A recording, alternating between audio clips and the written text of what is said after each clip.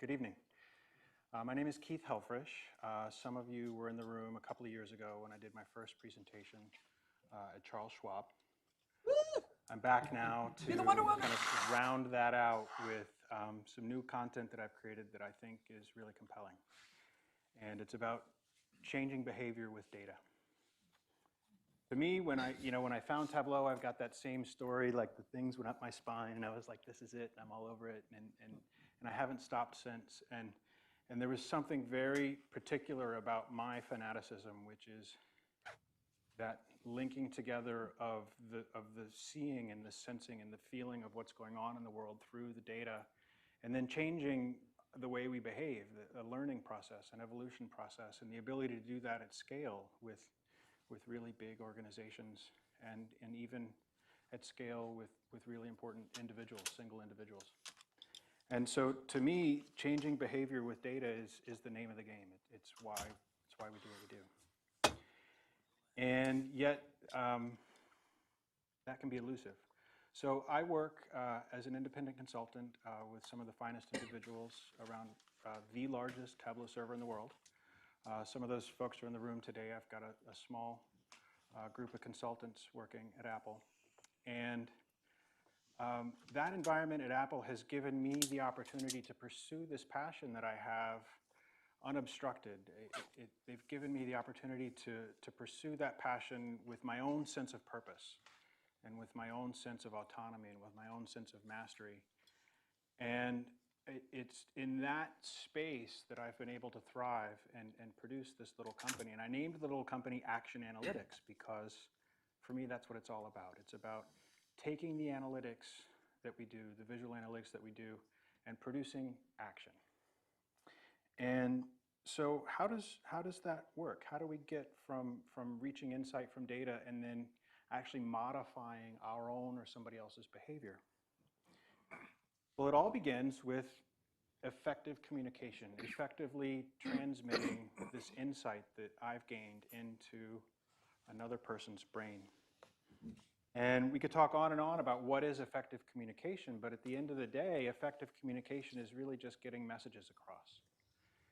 It's taking this message that I've generated and getting it across successfully into your brain. And therefore, it follows we should understand if changing behavior is getting messages across, we should begin with what is this thing that I'm transmitting? What are these messages? Well, a message is not the raw information. The raw information by itself is not a message. A message is the raw information plus the intelligent value that you as the author have added onto that raw information. So the getting across of the messages is transmitting not just the data, but the data and the intelligent value that you as the visualization author have added. And so if that is the definition of what is a message, I would ask, most of you in the room are data practitioners. You go to work every day. Do you see yourselves as people who add intelligent value to data? Is that a term that applies to you? I think most of you would say, yes, that's what I do. I add intelligent value to data. But did you think of yourself as a person who generates messages? And from there, now that we know that it's about effectively communicating our message, a very easy misnomer to slip into is to think that it's simple. There's a straight line between a convincing data message and then I transmit effectively that message into my audience's mind, and that from there they will go off and take action. And that's not true. In fact, it's very frequently not true. It turns out instead that on very effectively communicating a very clear and crisp data-driven message, the behavior doesn't change. And it's into that, what's going on there, that I want to dig tonight. It's into that, what's happening there, that I want to unpack. And unpacking that has been this fabulous journey for me, because when I signed up to give this talk, I didn't have this content. I used it as a forcing function so that I could learn on my own journey how to compel others to action with my data visualizations, and you're going to be really surprised by what I found. So in this journey to figure out how I could change other people's behavior with data visualization, I started at this, my favorite model, the cycle of visual analytics. I teach Tableau, and I teach from this model all the time. And you've probably seen it. It's not exactly around, we bounce back and forth, it's an iterative process, but it starts with some kind of task, and then to solve that task, I get some data, and I work with that data, and I encode it visually, and in doing, I can see it, and I can understand it, and I garner some insight, and from that insight, I go off and I take some action, or I compel and I convince others to take action, and that's how the cycle goes. And I love it, and I love Tableau because they've built this fabulous tool that allows me as the data visualization practitioner to stay in the flow while I'm doing that and to keep my groove while that's going on. And so I started here and I said, okay, it's into this act step that I just want to deep dive, because all of those other things can happen. As an enterprise, as an organization, we can invest millions of dollars to make all of the other things possible. And then if the behavior doesn't change as a result of what we've done, it's all been for naught. Like nothing has come from what we invested into finding the insight. And I personally am very concerned with the state of humanity. And some of what I'm going to speak tonight is actually speaking to at a level that is above and beyond your organization and your role in your organization, but it's actually your role on this planet, right? If we as humans don't learn to feel what's going on in the world around us and change our behavior based on what we see, we're going to fail. So in this effort that I set out on to deep dive into this step, to make sure that that step, if anything, happens effectively, I said, okay, actually RJ recommended. RJ said, why don't you look to some other models? And I said, okay, so we opened some books. And I started with Alberto Cairo, and I went to Alberto Cairo and I said, Alberto, the functional art, you've got a model. And Alberto's model goes from the outside world into other people's brains through us as vehicles, through us as communicators. And we as communicators take unstructured information and we encode that information, and then we transmit it to our audience. And our audience then decodes that information using their experience and their memories. So right off, I mean, like first step, I'm digging into this and I land like smack is in my face, story and narrative, right? Our audience is going to decode those intelligent value-added messages that we give them using their own experiences and memories. And so Alberto says, this is how it works. Data goes from the outside world through us as communicators to our audience. And I'm like, yeah, that's cool, but Alberto, like there's something for me that's missing. I named my company Action Analytics, and your model ends at knowledge and wisdom. And like, I'm in enterprise, I'm in business, I'm a man of action, I gotta get things done. And you as an academic are satisfied. The knowledge and the wisdom are your end to which everything is invested. But for me, like I gotta take your model and I gotta bookend that thing. I need a clear connection to a North Star because I'm an achiever and I need to know what on this earth I want to achieve. And then as a result of what I do, I need to make certain that it gets done. And so I said, okay, let me see then, is there some other giant who I can lean on? And I went from Alberto, I went to Andy Kirk, and I went to Andy Kirk's model.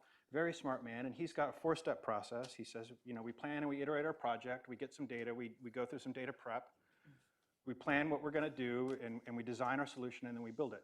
And I'm like, man, Andy, you've got the same thing going on that Alberto does. I'm like, dude, like, to me, it's all about connecting with this and seeing it all the way through to this. I'm coming. So I said, all right, I'm in this, I'm a thought leader, I'm speaking to 150 people. I'll make my own 4-step process. It can't be that hard, there's only 4 steps. You connect with your goal, you get some data, you work with that data, you add intelligent value to that data, and you use those messages that you've created by adding intelligent value to data to compel others to action. And in so doing, we change the world. All right, so that's my 4-step model, and I'm like, I'm happy with that. Already, like, I got a model. And so then RJ and I were talking, and I was like, but now that I've got this model, it's got to be effective, or it's still like I'm just spinning my wheels, right? So I continued my search, and I wound up in this search for what makes an effective data visualization. And I actually like this model a lot. I teach from it quite a bit because it's from David McCandless. And he says that a successful data visualization is the intersection between these 4 ingredients.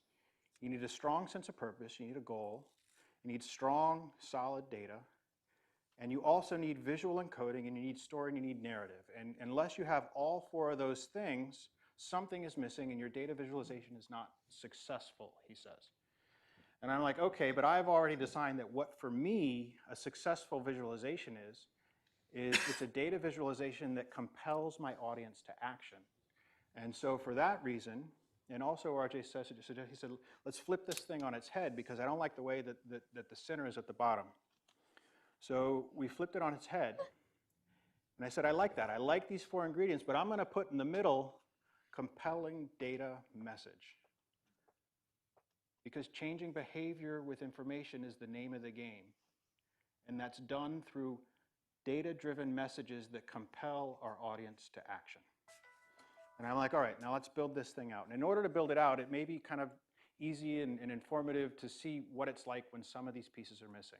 So what would happen, for example, if we had only the data and only the goal, but we didn't have the visualization and we didn't have the story? Well, in that case, I've got a massive amount of information and something I want to achieve with it. And that's nothing but a giant impervious wall of data. That's a spreadsheet. And a spreadsheet in and of itself is not a compelling data message. Okay. From there, it makes sense then that enterprises such as yours and mine are spinning up these visualization programs because we've got ever-increasing wells and volumes of information, volumes of data to work with, and we've always had goals and objectives. So we spin up these visualization programs in order to help ourselves see and understand that information. And so when we add the visualization, we get the ability to see and understand, but in this compelling our audience to action model, something is still missing, and those visualizations are ineffective. I may produce a very convincing data visualization. I may show clearly exactly what needs to occur, and yet still fail to compel my audience to action. And on the other hand, if I have just the data, just the goal, and a story, but I haven't visualized it, that's very confusing. I'm just a fanatical guy who's got something to say about a giant wall of data, and my audience can't see it, they can't understand it. Without the visual encoding, it's very confusing. So it's the intersection of all 4 of these things that makes a compelling data message. Now here, 10 minutes into my talk, I've reached then the conclusion that a prettier wall of numbers doesn't change the way that decisions get made. And that was the most disappointing conclusion that I have ever landed on an audience at 10 minutes into the talk to date, because you knew that when you walked in the door. You knew that. You knew already that somebody at a Tableau user group was going to get up on stage and say a prettier wall of numbers doesn't change the way decisions get made. And so what then do I have to offer that's new? What I have to offer to this equation that is new to you is that it's your role in this world to change the way decisions get made. It's your job to change the way decisions get made. And so if you, to date, have seen yourself as somebody who works with data, but it's somebody else's job to change the organization's behavior, you have been abdicating your responsibility and not fulfilling your role as a data worker who adds intelligent value to data, because you're the one who spends all the time with the data. You're the one who has the insights, and you're the one who generates the messages. And so in our 4-step process, if you don't connect your work to the goal and make certain that the results of your work cause a change in behavior, then you're just participating in the nothing getting done. So let's dig into that a little bit. Let's unpack that. Because I've just made what I think is a very existential threat to your identity. How do you see yourself when you go to work in the day? How do you describe your role in your organization? What words do you use? What's your story? With what role in the organization do you identify? Do you see yourself as an analyst? Do you see yourself as somebody who solves really complex problems and in so doing is something of a hero because of how complex the problems are you solve? Or do you see yourself as somebody who's more of an author who generates messages? Which one is it? Something else. Earlier today, somebody said, I'm a priest. Whatever it is, like, how do you describe yourself? And for the sake of this talk, are you an analyst or are you an author? If you're an analyst who says it's somebody else's job to generate the messages, I say it's time for you to show some courage and begin to act with heart and step into your new hero's journey on the road to becoming an author. If you see yourself as somebody in your organization who works with data but doesn't have a voice, it's time to change that story you're telling yourself. And if you're an author, it's time for you too to show some courage. Step into that hero's journey and continue your evolution to the path of becoming an agent of change. To the path of making certain that those messages that are data-driven that you are authoring are connected to the goal and the change in behavior of the organization. So that's what I'm saying. I'm saying it's your job to do something about this. It's not somebody else's job. It's your job to make certain that those 4 steps are connected through end to end. And how do I get there? Because as an existential threat to your sense of self, you're like, okay, convince me, dude, because when I walked in the room, my story was that I don't have a voice, or my story was that that's not me. Let me see if I can convince you. It goes like this. Here's a very convincing argument. We, as a part of this organization, have a goal, and that goal lies elsewhere. It lies someplace other than where we are today. We've been making a bunch of decisions. The decisions we made got us here to where we are today, and what we've done up until now is not sufficient to get us to where we want to be. Therefore, it follows logically that the organization's, our behavior must change. What we've done up to now won't get us to where we want to be, therefore we got to do something different. That's valid, that's sound. That is a very convincing argument that the organization's behavior must change. Okay. So the organization's behavior must change, but how did I arrive at the fact that it's your responsibility to do something about it? Well, given that the organization's behavior must change and that you, as an individual working in this organization, you have your own goals. Your goals are in alignment with the organization's goals. If they weren't, you wouldn't be there. And what you do in all of this is add value to data, so therefore it follows that what you do is add intelligent value to data in order to change behavior such that we can meet our goals. Now, I hope that was convincing. I expect that that was convincing.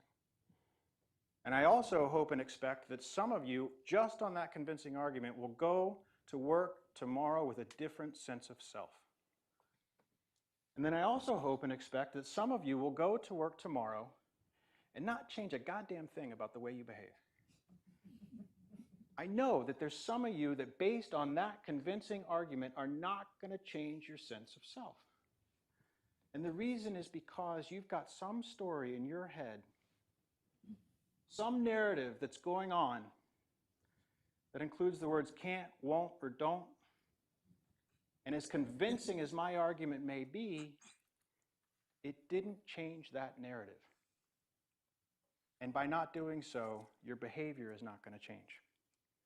And so what I'm saying is, if you see yourself as just working with data, it's time to see yourself as making certain that the entire chain is visioned all the way through. Connecting with the higher sense of purpose, working on data that inspires you intrinsically, adding your intelligent value to that data, and then seeing that the world changes as a result of what you do.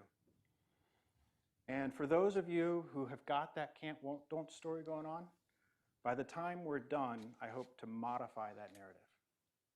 And in so doing, compel you into action. So, as I mentioned, if you're currently an analyst and you're going to become an author, you need to show some heart. You have to act with courage. If the story in your head is that you're one of these people and everybody's perfect and you got to be perfect, you got to get rid of that right away because nobody's perfect. And perfection is not courageous. The hero's journey that you're stepping into requires courage because you're going to act with imperfection.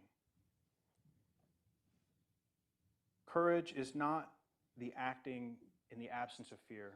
It's acting in the mastery of it. If you're an author and you're going to step up and you're going to make certain that the data-driven messages that you send out into your organization are changing behavior, that's going to take courage to transform not only the way you see yourself, but the way the organization sees you. That takes courage. So we've danced around it, and now here we are. It's time for the deep dive into story and narrative. That's why we're here. You know, like the reason I said I want to write this talk is because I hear about this conference and that conference, and everybody's talking about telling stories with data. And I'm like, why is everybody talking about telling stories with data? Like why on earth is everybody talking about telling stories with data? It's like what is it all about? And so I set out on my own mission to figure out why on earth is it, how do I, here's how it goes. I'm like, on the one hand, why is everybody talking about telling stories with data? On the other hand, I'm like, what I'm all about is changing behavior. So I set out in my direction to figure out how to change other people's behavior, and I wound up at telling stories with data. That's how it goes. So, you know, I looked at Alberto's model, and I looked at Andy Kirk's model, and I said both of them, like, you've got great models for producing data visualizations, but we got to bookend these things. I need a goal, I need a clear connection with a higher sense of purpose, and I need an effective call to action on the other side. So what is it, the one thing in our experience as human beings on this planet, what is the one thing that connects goals with action? One thing. It's story. And like that landed on you like a ton of bricks because you had no idea. I had no idea until I started looking into it. Well, let me walk you through it. We all know that we're intentional agents as human beings. We go out every day, every moment, and we act with intention. We want to brush our teeth. We want to earn more money. We want to find love. Whatever it is, we've got intention and purpose, and we shape our actions in the world based on those desires and those beliefs. We're intentional beings.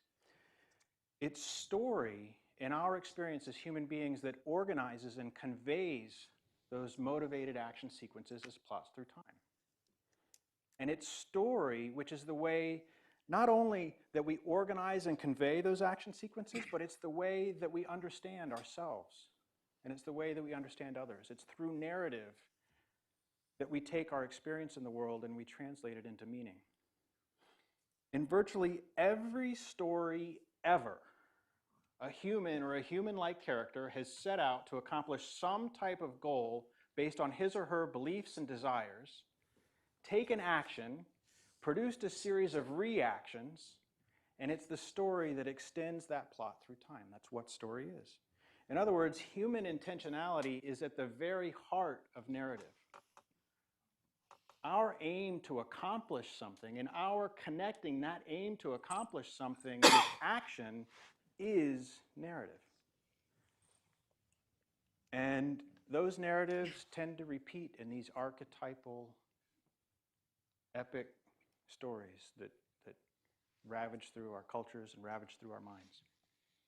And it's story and narrative that we use to perceive the world. So much so that literally every direct experience that you have as a human being, like stubbing your toe, the moment that experience becomes a thought in your brain, it has already been woven into your ongoing and never-ending and ever-evolving internal narrative that is your life story.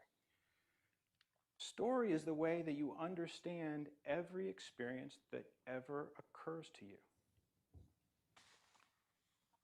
And so if it's story and narrative that connect goal and action, they do so by weaving together our intentions and our beliefs and our actions and the reactions and our intentions and our beliefs and the actions and the reactions and on and on and on through every moment of the day, even tying your shoe.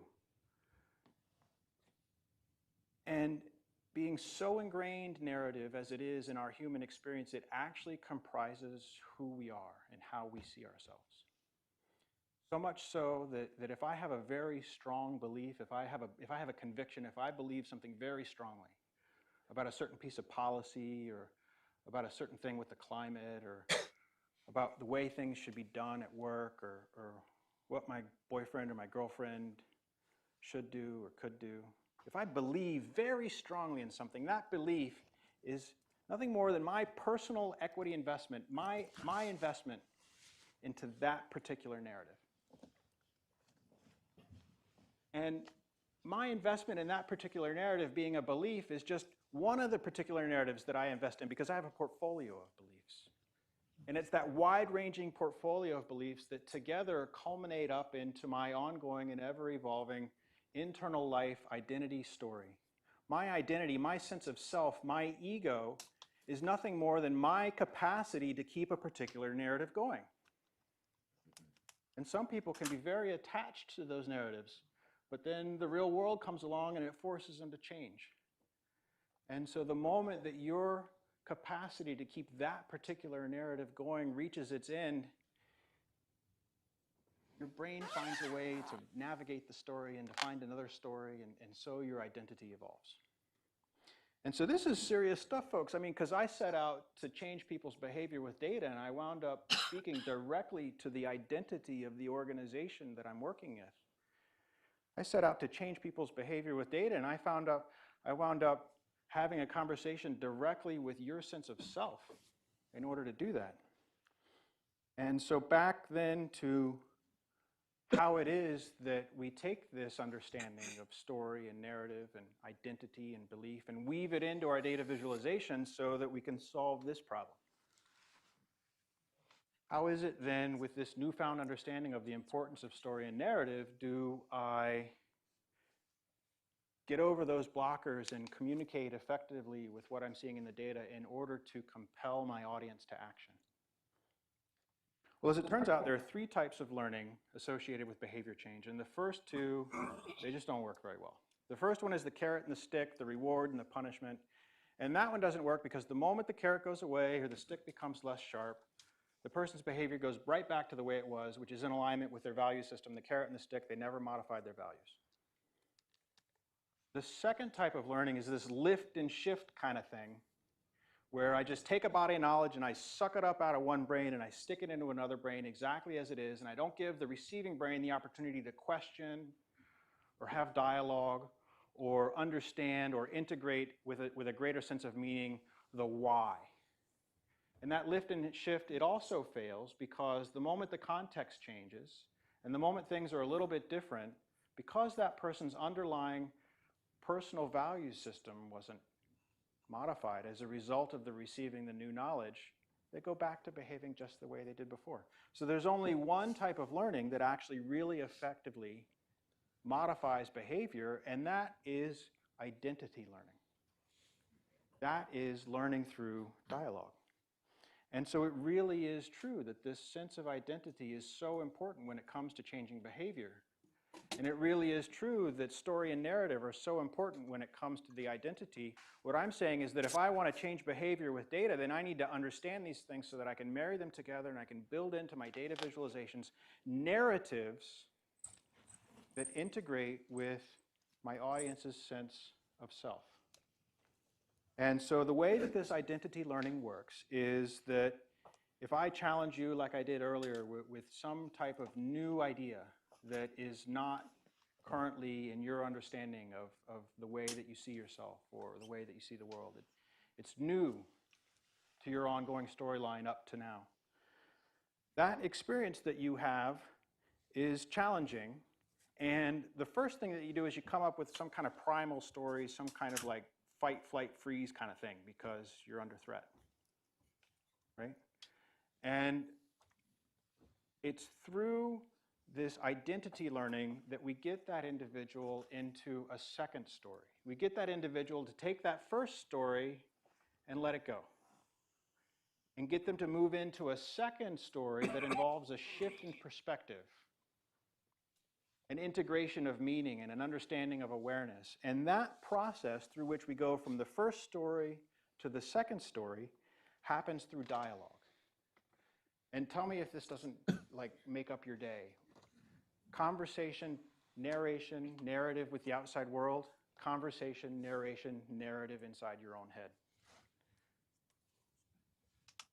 It's the narrative that you're receiving with the outside world that gets woven into the narrative that's ongoing in your head. And it's the narrative from the outside world and the narrative with self, and the dialogue with the outside world and the dialogue with self. And it's through that dialogue that we as human beings decide how it is that we're going to behave in the world. And the way that we decide how we're going to behave in the world is based on our desires and our beliefs.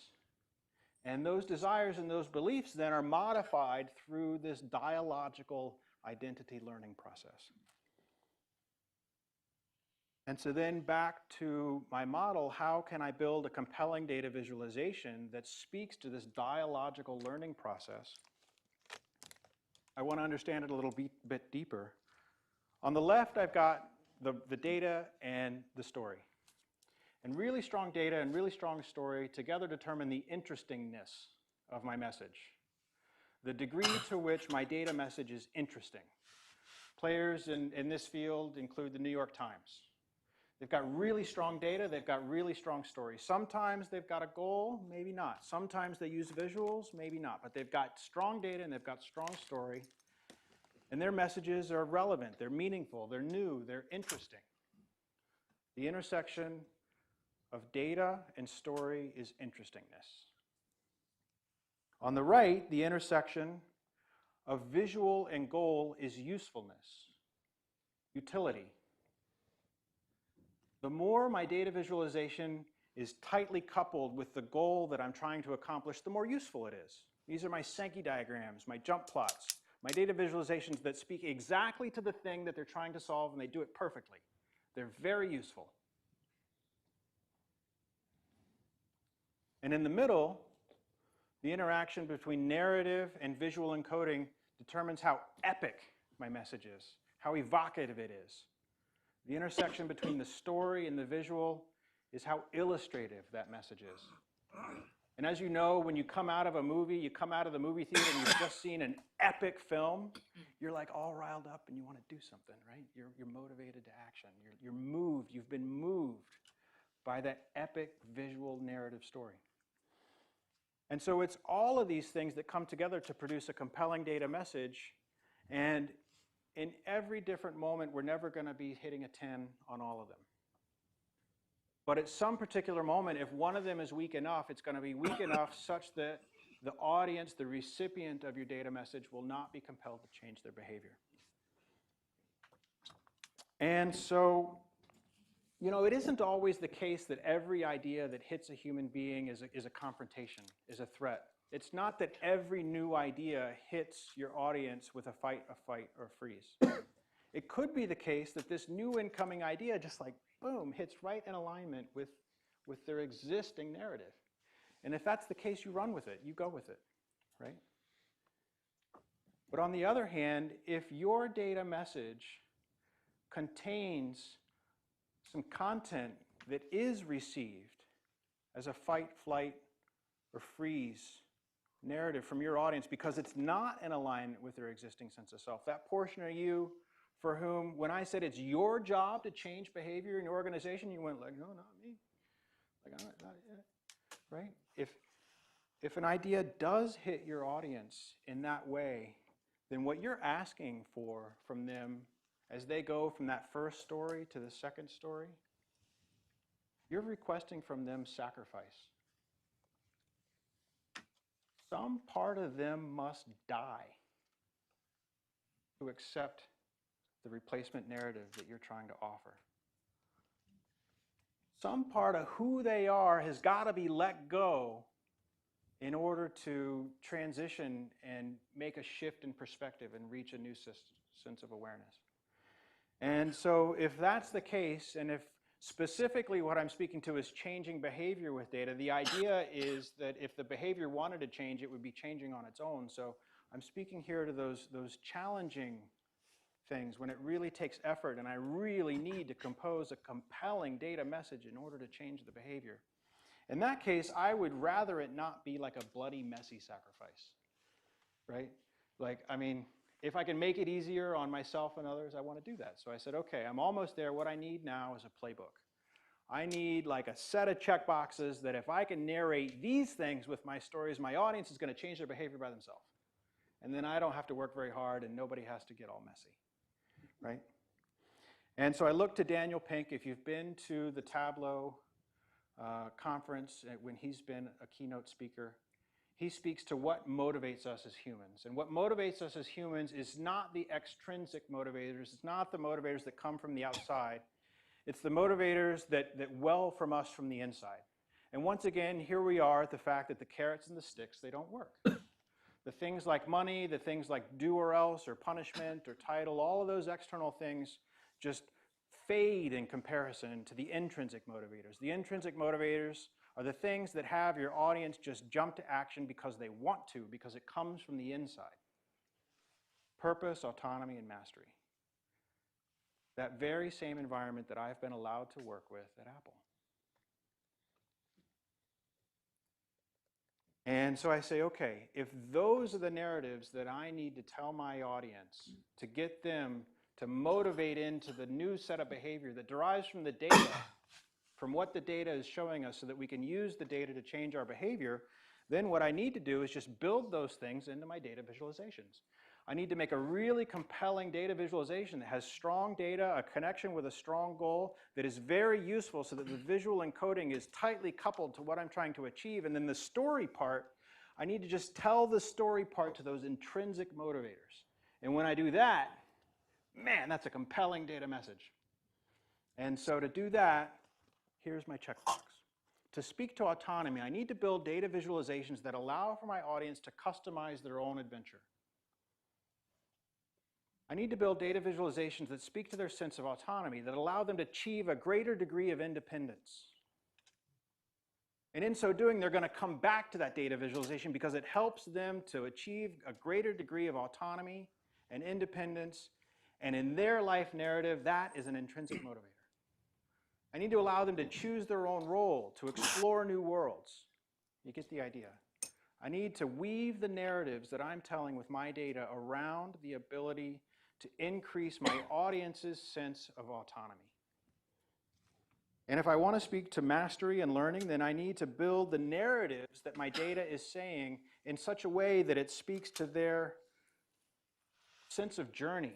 I need to build for them reputation systems and skill systems and mission trees so that they can see this mission laid out before them and receive real-time feedback as they make progress on that learning mission towards meeting their goal.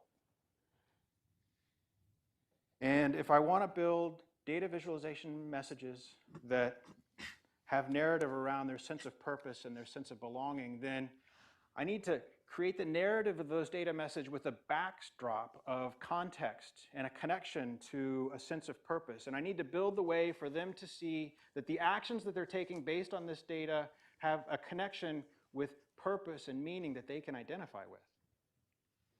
I need to let them connect with friends over this data. I need to let them join groups and create factions and coalitions and find that sense of connection and purpose and meaning from the story that the data is telling. And in so doing, that piece of the Venn diagram that is story and narrative, that without which my data message is ineffective, will be most effective because the narrative speaks to the things that intrinsically motivate those individuals. And so here I end, and I'm back then with this sense of question about who you are and how you see yourself, and hoping to just, as Alan put it, give you just like an intellectual punch in the teeth and say, hey, let's, all of us, we've got a lot going on in the world, and there's a lot of information in the world. And we are some of the most highly talented people in the world. And if we are applying our talents on a daily basis without a clear sense of a connection to a higher sense of purpose, and without a clear sense of connection to making certain that actions and behaviors of the humans around us are changing as a result of what we do, then we are abdicating our responsibility as sentient beings on this planet.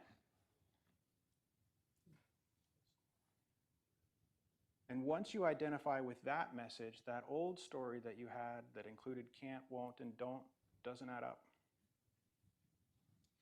You can, you will, and it takes courage. And I encourage you to do. Thank you.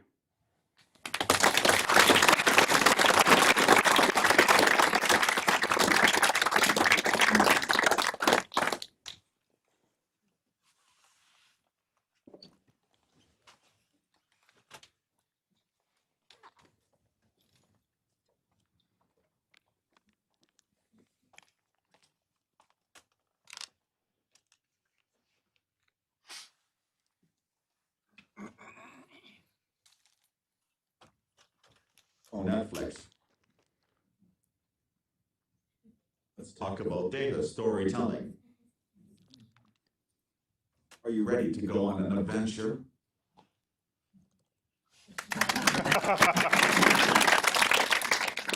And here are you. Ready for adventure?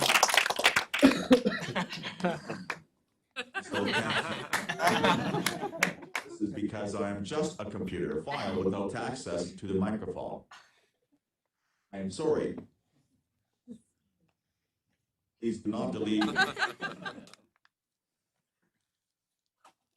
Of course we're going to delete that, because who wants to live their entire life consuming information like that? My name's RJ Andrews. I'm an independent data storyteller, and I want to share with you tonight my enthusiasm for humanizing information. So this is what we do. We take information and we push it into the world. But we have to remember that all of the information that we're pushing first originated in the world, and that we have to keep that in mind as we're crafting our messages. Tonight I'm going to show you a lot of examples of ways that the world have impacted how I create my own data messages. Here's a clip.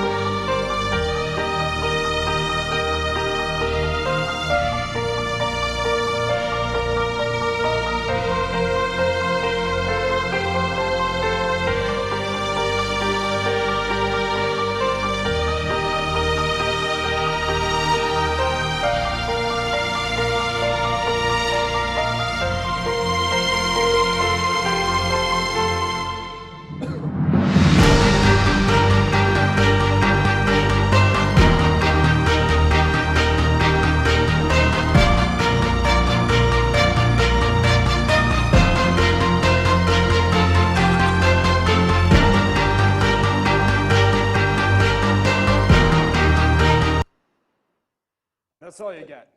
The reason that's all you get tonight is because you can go watch this. I published it last year. And I want to use our time here tonight to show you some things that nobody has ever seen before. Things that are in process, take you behind the scenes, and then show you stuff that are about to be published in the coming months. But before we move on, I don't have any big frameworks. I pretty much agree with everything that Keith said. So I'm just going to give you like these just little pinpoints of light associated with all these different projects. And the first kind of pinpoint I want to show is that when I'm making graphics like this, and even when I'm animating graphics like this, I really care about you just sort of falling in love with the national parks and maybe even seeing the national parks in a new way.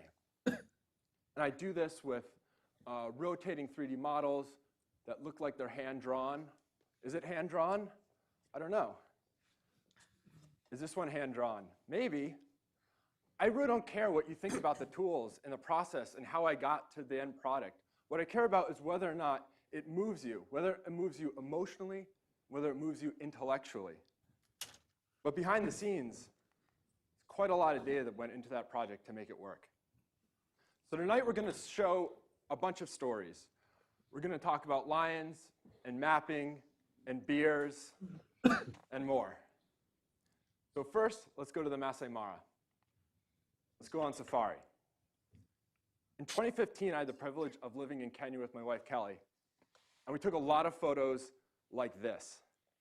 And it's just an incredibly beautiful experience to be close enough to this kind of animal to see it bounding across the savannah.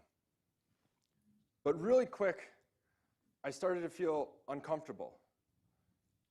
I didn't know this animal's name. I didn't know if it was endangered. I didn't really know what it ate, what kind of friends it had. I didn't know if maybe we could eat it. 'Cause you learn when you move to Africa, you can eat a lot of animals.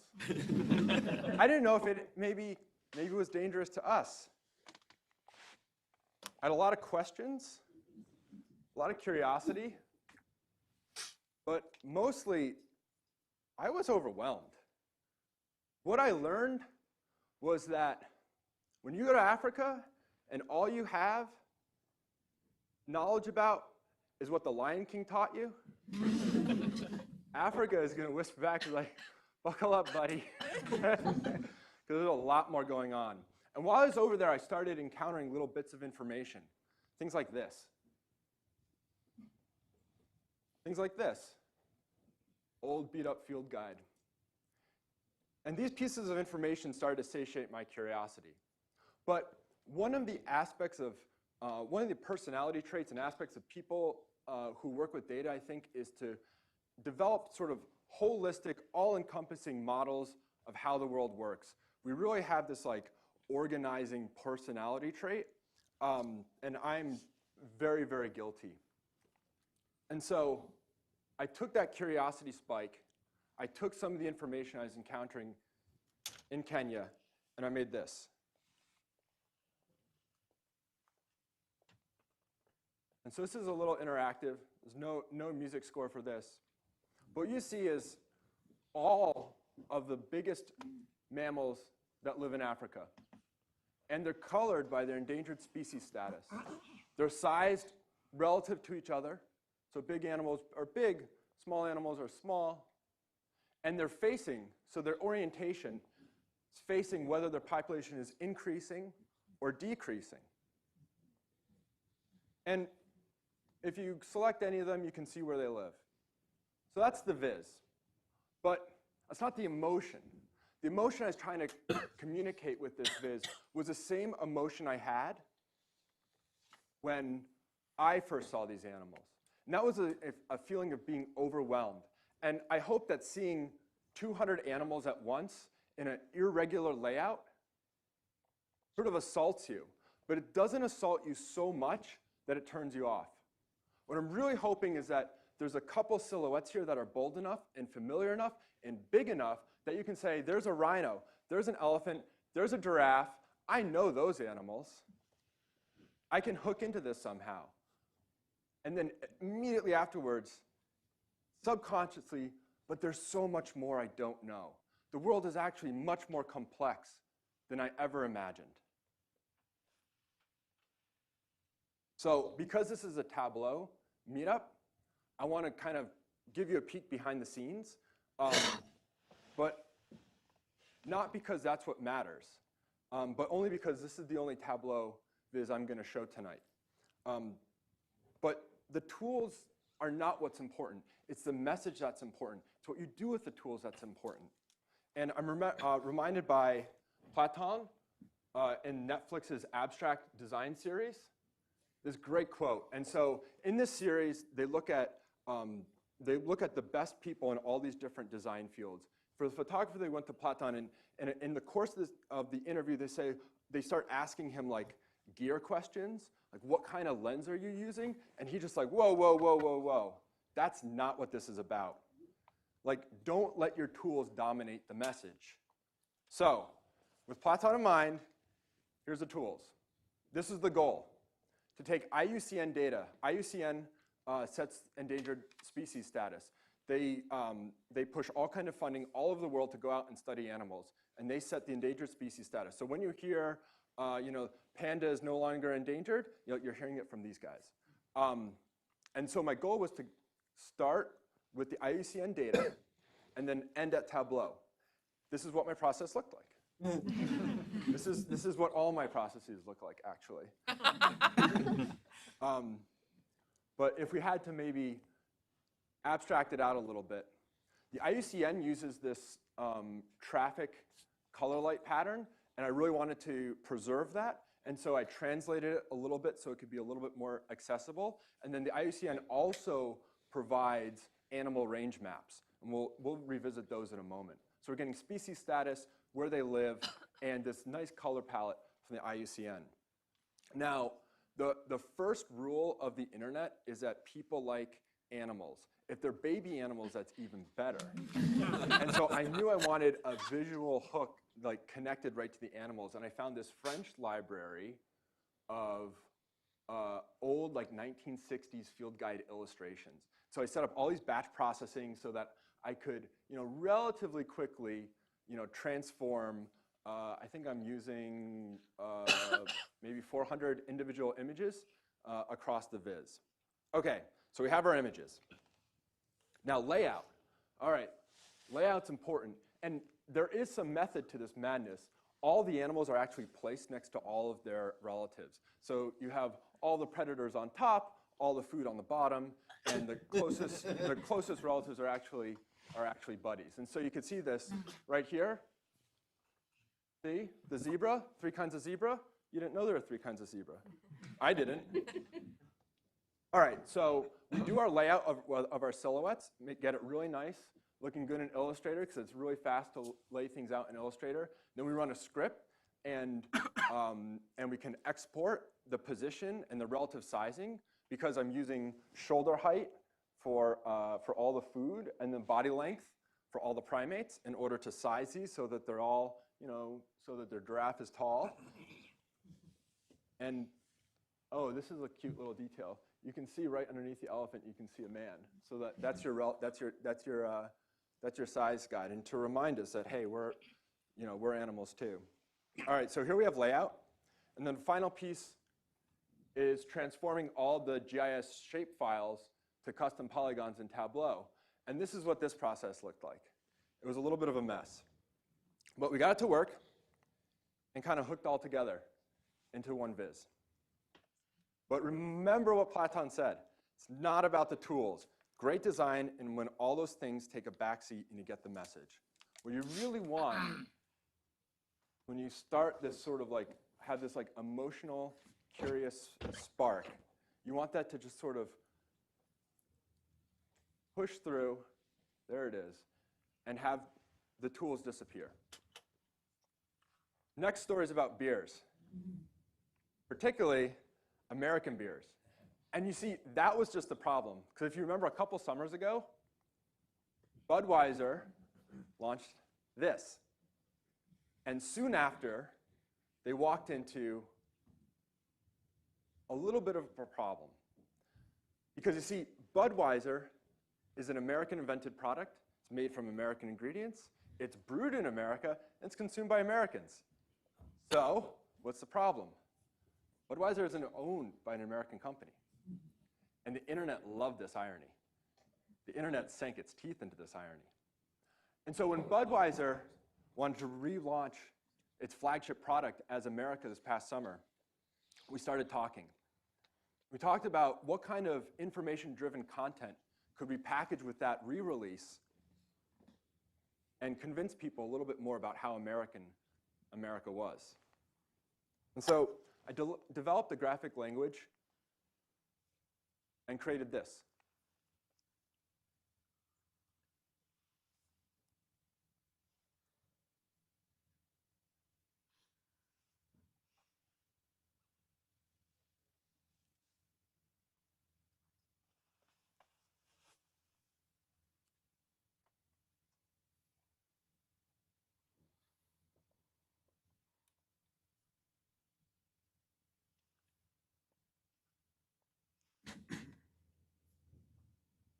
And you can see it just keeps looping. And my hope was that there was enough information here that you wouldn't catch it all on the first loop. And on social, you might stick around into the second loop and see what you missed. And so this piece was a little bit less about picking the right map projection. Although there was, I can't tell you how many emails back and forth there were about like the careful placement and the correct placement of all these icons. A little less about the map projection. It was a little bit more about taking inspiration from my favorite working graphic designer, Malika Favre, and taking the graphic language that she established 3 years ago and extending it into motion.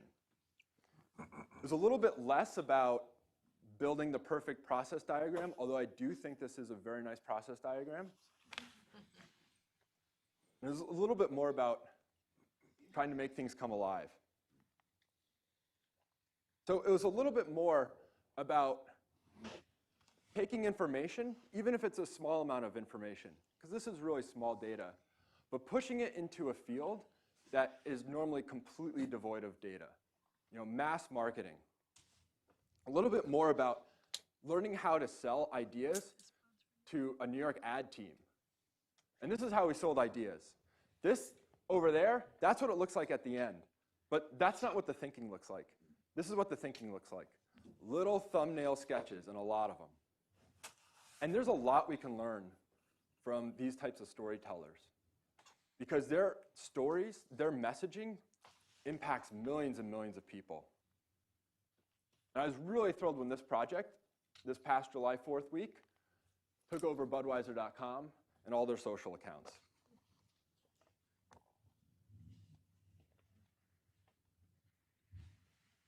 So let's talk more about maps.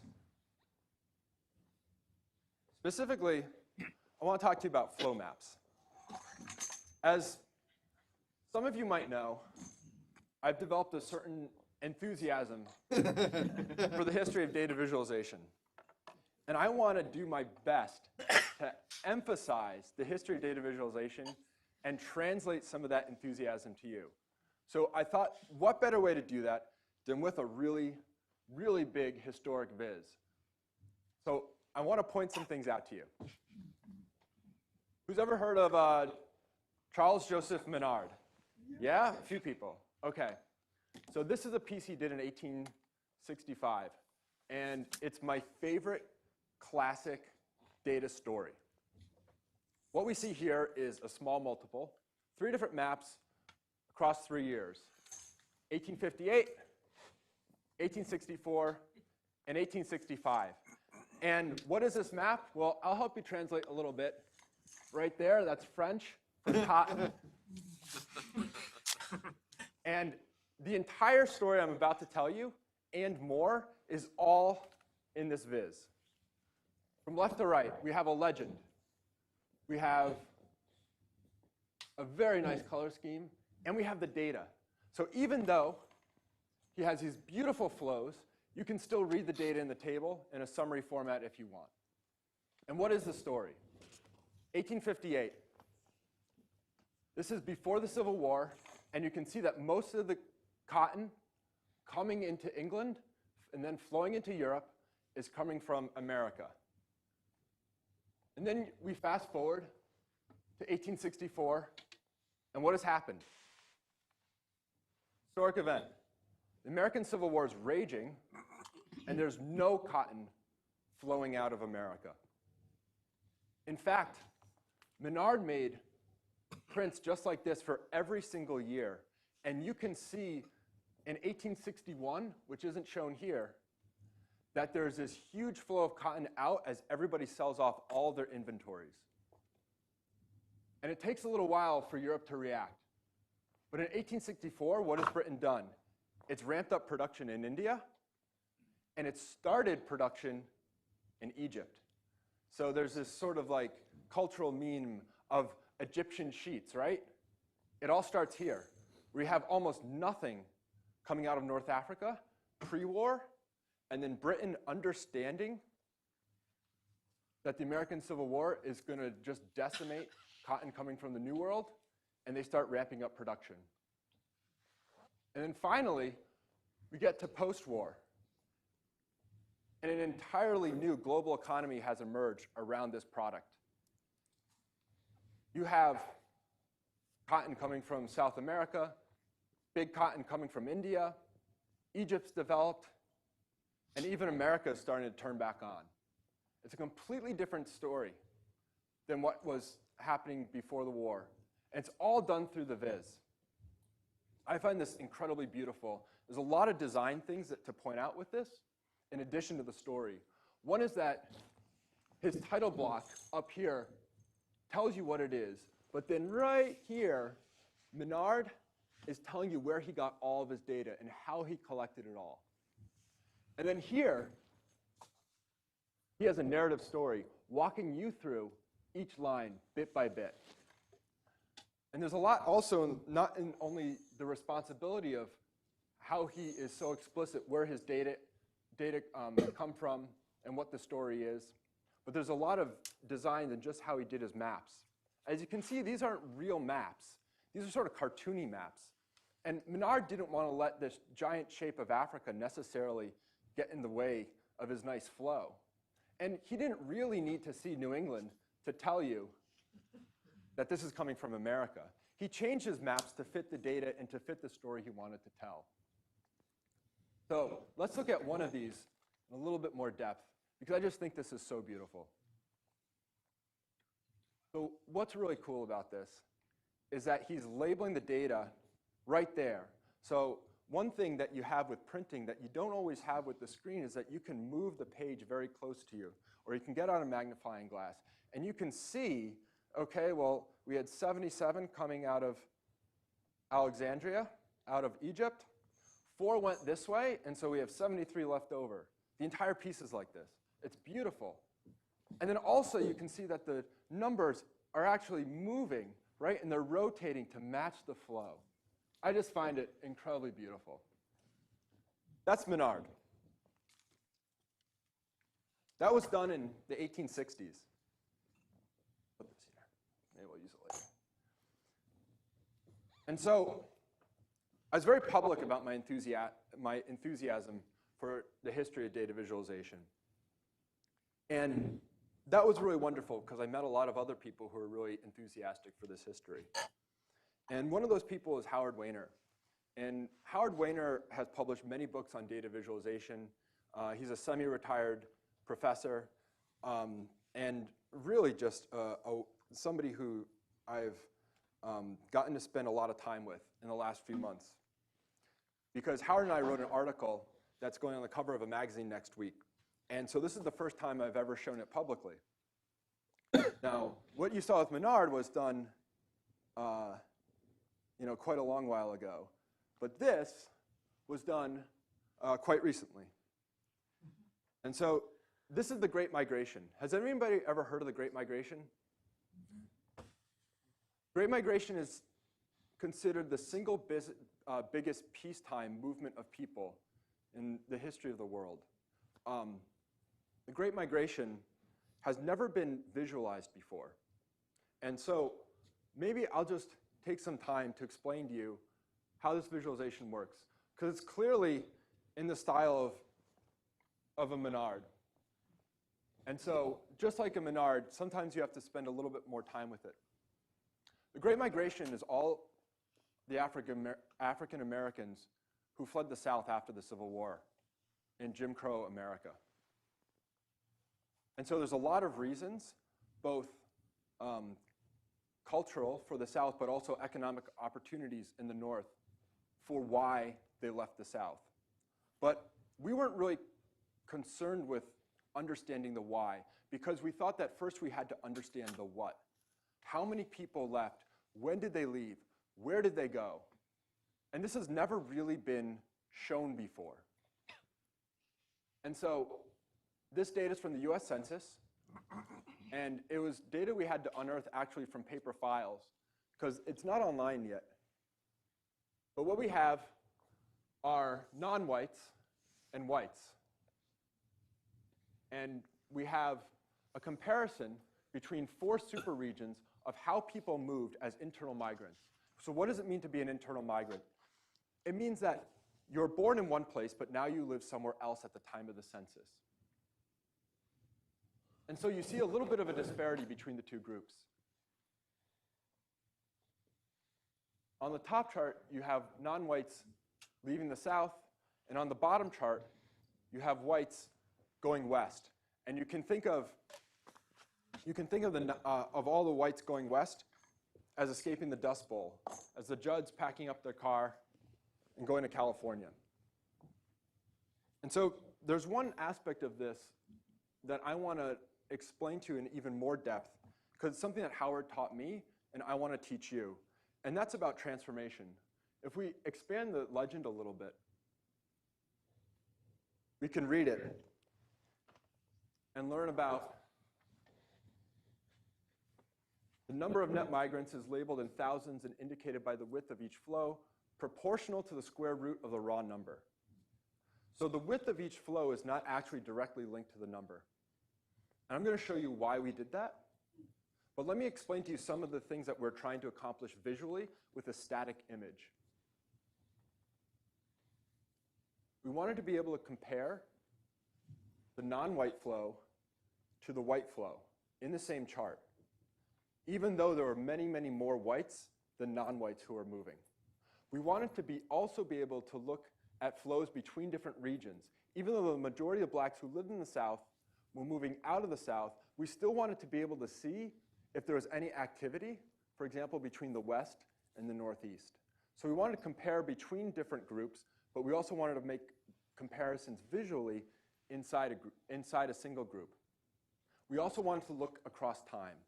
And when you look at across time, what you run into is that population levels increase. And so it's very easy for the visual to be dominated simply by population. So let me show you how we did this. Here's Howard. This is how Howard started to teach me. Most of modern statistics is built around data that are normally distributed, if not normal, at least symmetric. But data doesn't always arrive on a doorstep like this. And so we have to transform the data. But how do we transform it?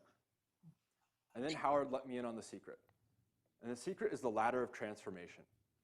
Has anybody ever heard of the ladder of transformation before? Nobody. This is wonderful. Okay. So say you have some data. Your data is the Y value. And it looks like this. And so this is your data. You plot the Y value on the Y-axis, good to go, right? You can't see any patterns in this data. Why? Because it's all squeezed. It's all squeezed at the bottom. It has this very, very long top tail. So what do? Well, it's a ladder of transformation. Let's try transforming. Let's take every Y value and square it. We'll go that way. Oh, that's worse. Data is even more squeezed now. All right, we don't like that. Let's bring it back. Let's go the other way. When we go the other way, something magical starts happening. We take the square root transformation. Oh, that looks better. Take a log. Ooh, that's very interesting. We can now start to make some visual comparisons. Again, this is about visual analysis. If you want pure statistical analysis, you can hang out with my robot voice friend. All right, maybe we can go even further. Let's try the inverse.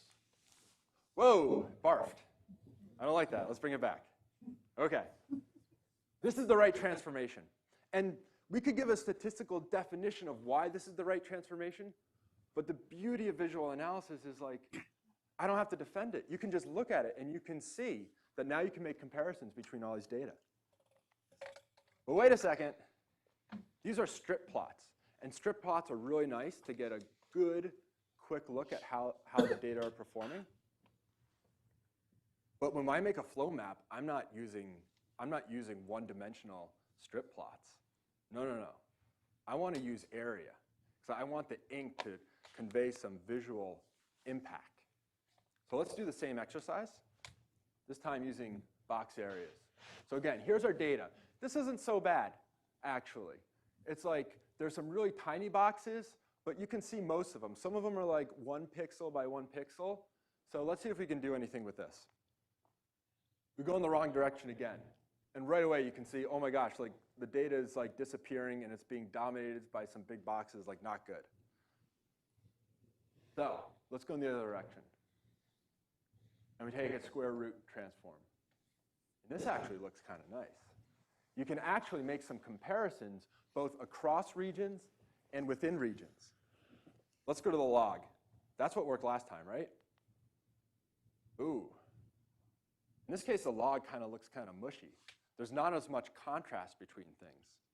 Or go even further to the inverse, and it's just completely wrong. So in this case, we really like the square root transformation. And this is the transformation Howard and I chose to use. And what's really interesting about this is the power of the visual. Because we had two different transformations for two different types of visualizations. So this is a ladder of transformation. It's very, very simple, but I believe it's very, very powerful. I hope that you can all use it. This is sort of our cartoon vignette of Howard and my process as we traded information back and forth. We made a lot of transformations in order to get the chart right. But we just didn't do it in plots like these. We were actually making iterations and transformations over maps. And so this is what our correspondence looked like. How many connections do we plot? Do we go for all 9 regions? Do we go for super regions? Do we just look at the south? And of course, what kind of transformations are we going to look at? So this is sort of the process. This is the visual statistics equivalent of making those little thumbnail sketches.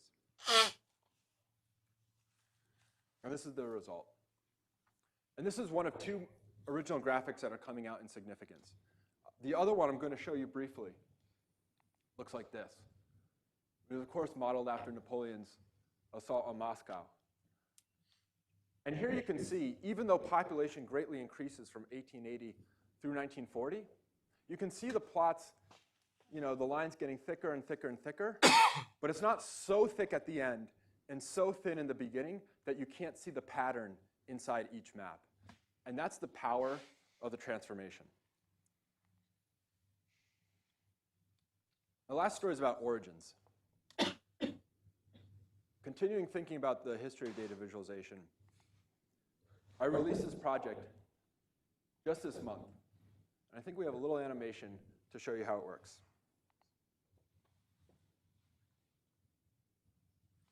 So this is the history of data visualization, at least the first 300 years of the history.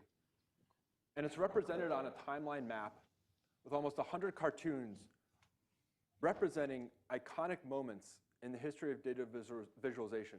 First time we saw a timeline, the first time we saw a contour map, the first time the normal curve was ever shown, landmark physical access. And you can click on all of these and you can get information about, not only see the original work, see its title and author, learn a little bit about it, dig deeper if you want. This interactive is a lot of fun to play with, and I hope you play with it.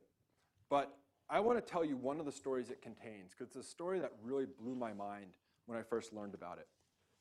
And that's the story of Michael Florent von Longren's degrees of longitude from 1644. And so I want to spend the balance of the talk talking about von Longren.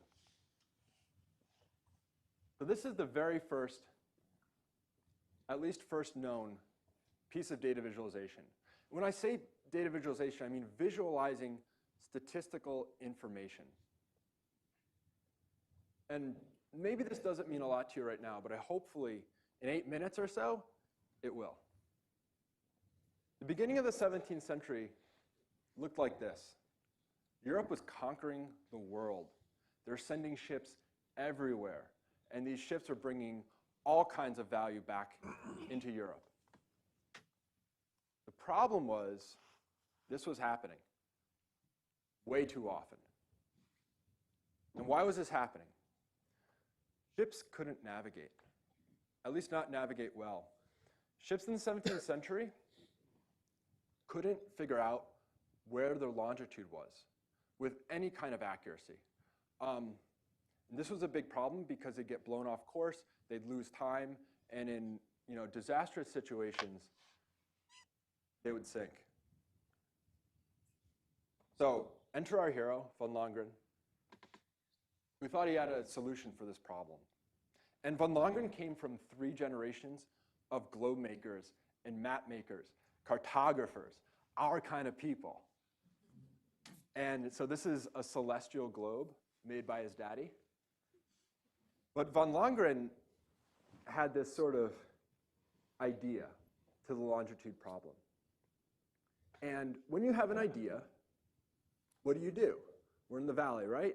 So you have an idea, you go to people who have lots and lots of money, you tell them about your idea, and you try to convince them to give you some of their money, right? So that's exactly what von Longren did. And he thought about this idea for a long time. And what I showed you before, that like pixelated thing, so that's where the idea ended up. But this is actually the first view we have of him thinking about this idea. Let's blow it up. Again, really beautiful stuff. So what's going on here? Von Longren had to demonstrate the problem. If you pitch a VC, what's the first thing you do? Oh, let's lay out the problem statement. You know, how big is this opportunity? Same idea. Von Longren looked across an array of maps and globes that people were actively using to navigate and found that the longitudinal distance between the same 2 cities on all of these maps were different. I'll show you what he means. So he anchored in Toledo, Spain. And then he looked at a map. Anybody recognize this one? This is Gerard Mercator's Mercator projection. So he looked at the Mercator projection, and he found Toledo, and he found another city that he could hold constant across all kinds of maps. He looked at Rome. He measured that on the map. He measured that as 21 degrees of longitude. Okay, Mercator, you go on the viz. And then he kept marching. He kept collecting maps that people were using to navigate. He kept looking at globes that were on ships people were using to navigate. And he started filling in the viz. One by one, each data point representing a map. I mean, you need quite incredible access in order to produce this kind of visualization.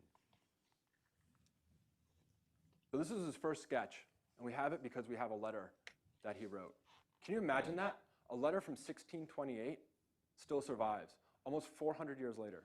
None of your emails are going to survive 400 years from now.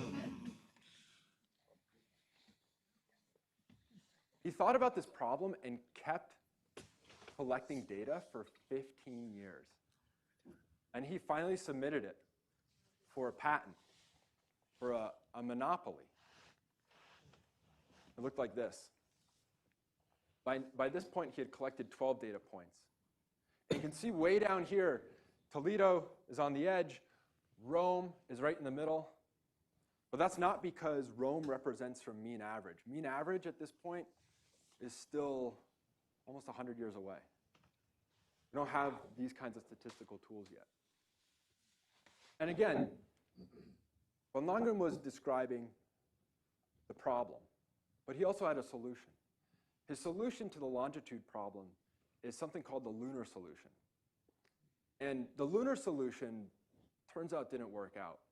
But in pursuit of the lunar solution, von Longren gave us something else that is quite beautiful and something that I think almost all of us have been affected by.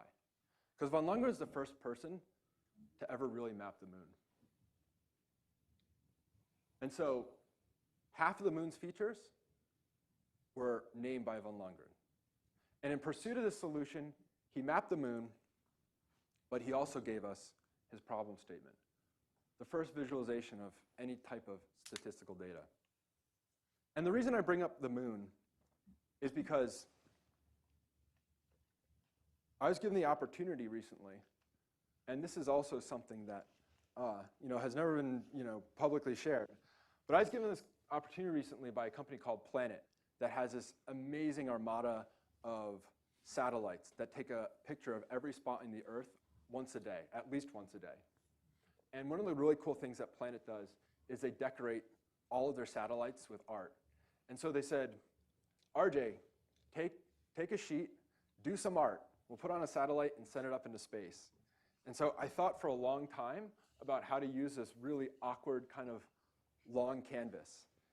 And then I learned about von Lundgren. I learned about his first data visualization, and I learned also about his interest in the cosmos. And so this, hopefully soon, will be going up into space.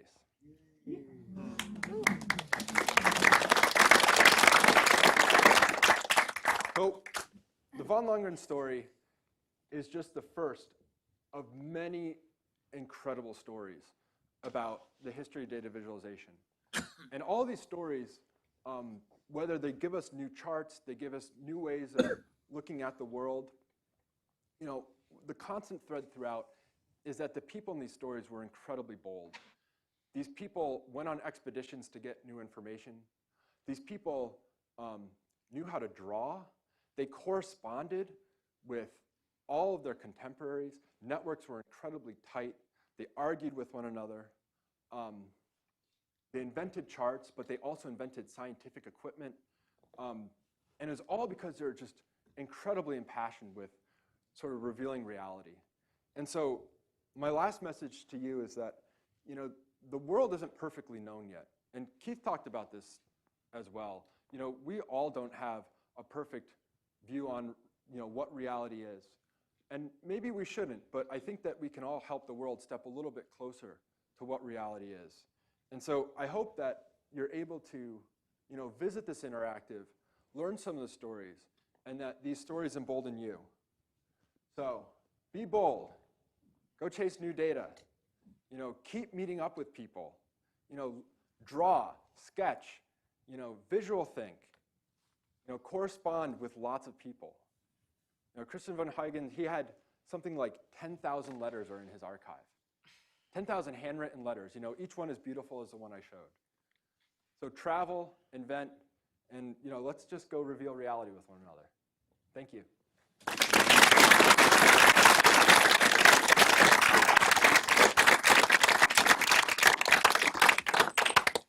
All right, let's give RJ and Keith another round of applause.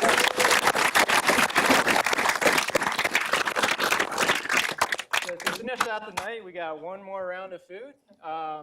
If you're interested in talking to the speakers, we'll be all of us will kind of be hanging out there. So see you there.